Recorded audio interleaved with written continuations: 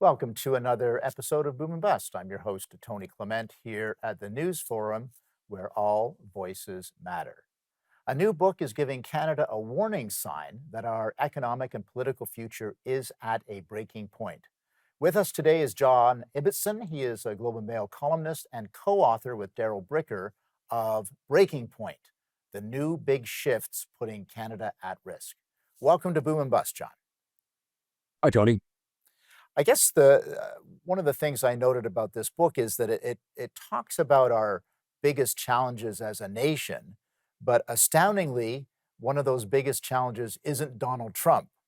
Why do you conclude that he isn't part of the existential challenges facing the country?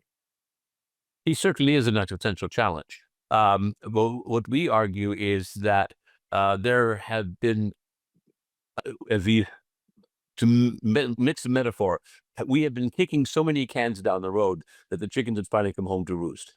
That is to say, there were so many major structural problems, vertical, horizontal, generational, issue related, that Canada has not been addressing year after year after year.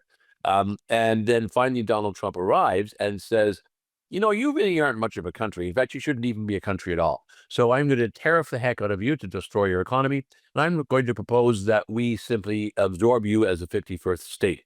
Because as I say, says Donald Trump, you're not really a country at all. And the question is he right? Is Canada no longer worthwhile as an independent country? Of course, we don't think so. But we think that we have brought ourselves to a state where the president of the United States could ask it, and we have to come up with a response. And in Right. many ways, Breaking Point is that response. Gotcha, gotcha. So, what are we talking about when you say that there's new big shifts? Break that down for our audience a little bit.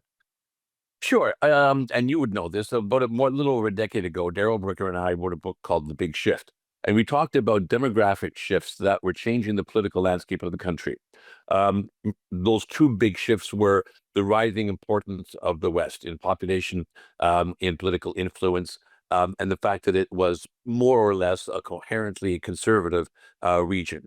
And you coupled with that the rising population and power of immigrant voters in the 905, the suburbs surrounding downtown Toronto, and also the suburbs surrounding Vancouver. And you take those two big demographic shifts and you say that's what's driving the politics of the country. And a little over a decade later, we think we're right. We think that the country is, as we predicted, evolving into a country with two large groups, a coherent conservative coalition and a coherent progressive coalition, regionally based, fighting over suburban voters for power. What we said in an essay in the Globe and Mail about this time last year was we were right, but we had no idea that these shifts were at risk of breaking the country apart. And we do believe that a couple of things are happening right now that are putting the entire, even before Donald Trump, put the entire country's future at risk. So, I want to talk a little bit about some of that. So, one of them is it's not just uh, a difference of opinion on the traditional lines of left versus right, but you also identify younger people versus older people. Let's talk a little bit about that. Sure. There are two big fissures that we talk about in the book as being the really critical ones.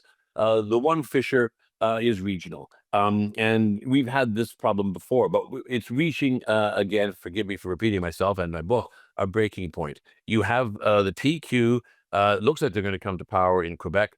And they claim they're going to hold another referendum on separation. Well, we've had two of those before, but we could have at the same time or around the same time a referendum on sovereignty in Alberta. So we have the Western region also deeply alienated, deeply divided from the center of the country.